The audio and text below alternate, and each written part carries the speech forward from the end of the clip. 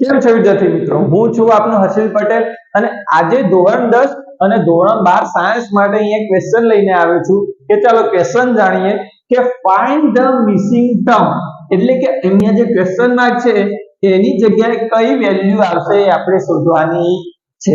સમજ પડી ગઈ કે અહીંયા ક્વેશ્ચન માર્ક ના જગ્યાએ કઈ વેલ્યુ આવશે આપણે શોધવાની છે।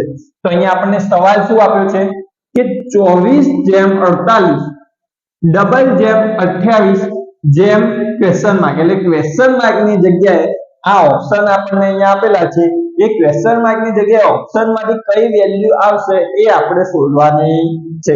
તો ચાલો પહેલા આપણે સવાલને સમજીએ કે સવાલ કહેવા શું માંગે છે કે અહીંયા 24/48 શું 24/48 એટલે કે 24 એ 48 ઉપર ડિપેન્ડ કરે છે। પાછો બોલું છું કે 24 એ 48 ઉપર ડિપેન્ડ કરે છે, એવી જ રીતે 28 એ કઈ વેલ્યુ ઉપર ડિપેન્ડ કરશે એ આપણે શોધવાનું છે। પાછો બોલું છું એકવાર કે 24 એ 48 ઉપર ડિપેન્ડ કરે છે, એવી જ રીતે 28 એ કઈ વેલ્યુ ઉપર ડિપેન્ડ કરશે એ આપણે શોધવાનું છે। તો ચાલો શરૂઆત કરીએ કે ભાઈ 24 એટલે કે 24 ગુણ્યા 2 કરું તો મને શું મળે 48 મળે। હા, તો એ રીતે આમાં કરી જોઈએ કે 28 ગુણ્યા 2 કરું તો મને કેટલા મળે 56 મળે, પણ 56 તો અહીંયા ઓપ્શનમાં જ નથી આપેલ, તો એનો મતલબ કે આ જે ટર્મ મળી આપણને એ શું છે ખોટી છે।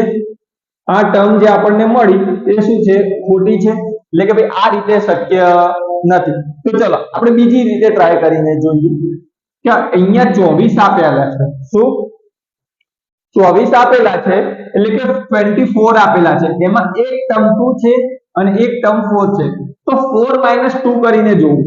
ચલો 4 - 2 = 2, 4 - 2 = 2 અને આખી જે ટર્મ આપેલી છે 24 ને એને 2 વડે મલ્ટીપ્લાય કરી દો, 2 * 24 = 48। ડન, હવે શું સમજ પડી ગઈ? એવી જ રીતે આમાં કરી દઈએ, 28 આપેલા છે એમાં 8 - 2 કરીને જોઈએ, 8 - 2 8 - 2 એક શું આવશે 6। હવે જે આખી ટર્મ આપી એને 6 વડે મલ્ટીપ્લાય કરી દઈએ એટલે કે 6 * 28 આન્સર શું આવશે 168। તે તમારો રાઈટ આન્સર શું છે 168, જે અહીંયા ઓપ્શનમાં આપેલો છે। હા આપેલો છે, સેકન્ડ નંબરે ઓપ્શનમાં આપેલો છે, એટલે કે તમારો રાઈટ આન્સર શું છે 168। તો ચલો આવો જ બીજો સવાલ છે, તમે જાતે સોલ્વ કરો।